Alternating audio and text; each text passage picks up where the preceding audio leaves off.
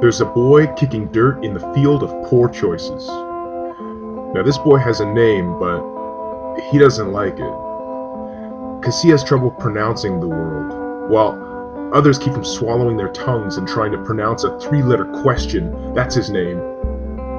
So he calls himself we, because it makes him feel one step closer to behind your eyes.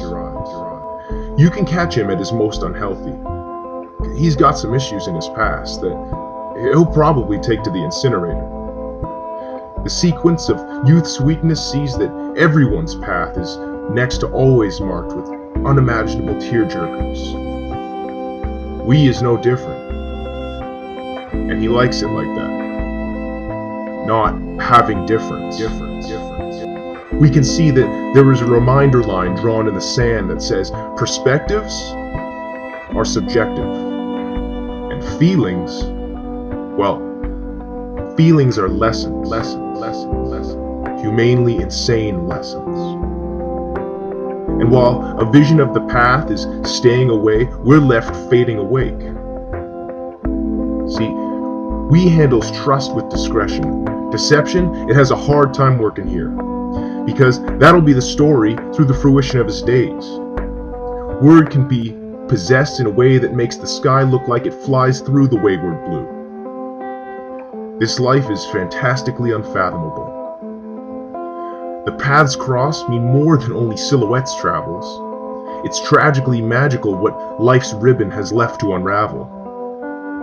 We know this, but every now and then it helps to be reminded. We have a long way to go, a long journey of carrying our capabilities to the new horizon's morning shore. But yesterday is never far from behind. We can still recall the fallen sand through our fingers' cracks, held the morning aftermath. But with the foresight of dyslexia, we see the future. First. See, bravery is all around us. It can be found bravely behaving beside you, and the past reflection that shows what's left to be wept from behind us, that's just yesterday's overprotectiveness. So we'll find time to admire the flicker and lost in the past ellipsis, and take comfort in the reflectiveness. And if the heart stops, it shall. Forever it will lose its pace, leading with lively direction through a thump's discretion. Never will it lose its place. Within me it works.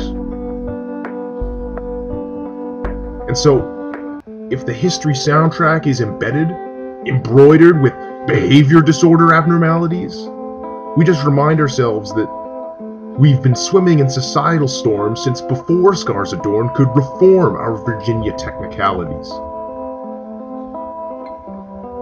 We saw you looking at yesterday like there were mirrors on your heels. Forget regretting.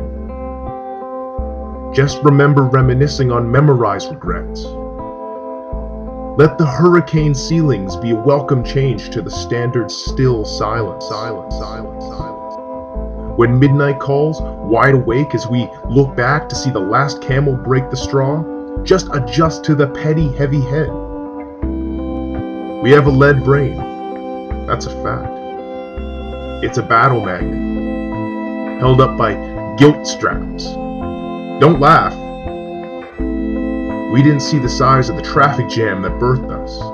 Pedestrians with opinions, burnt out light bulbs, dark black Pontiacs with chains on the tires, sharp turning and running reds, tailgating up to this habit of begging for forgiveness. Listen. We cry sometimes.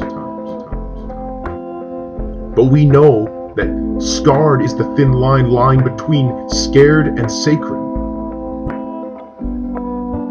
Narrow mirrors figure faith as a far-stretched figment, best reflected upon by duplicate fixtures.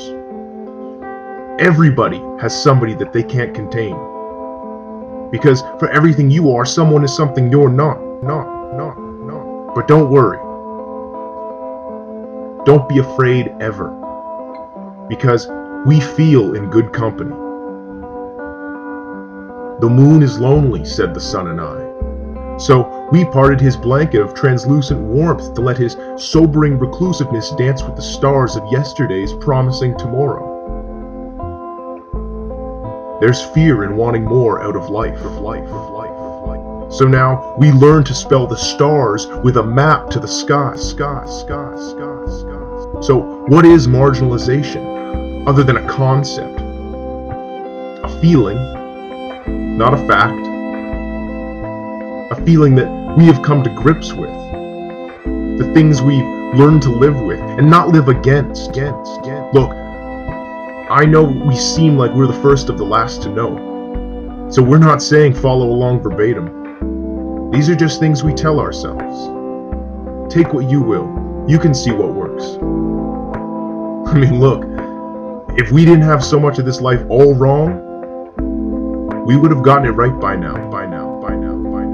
We change like a fairy tale in an updraft. Changing your mind is one of the best ways of figuring out that you still have one. See, minds are like parachutes. It doesn't matter what you pack them with, only that they open at the right time. And we unpacked yesterday a long time ago, along with my hindsight and my matching thinking cap. But we know where we put it in case we need it. They'll be there, waiting for when we need to learn more about ourselves. See, this life, and I know it, it's gonna work itself out.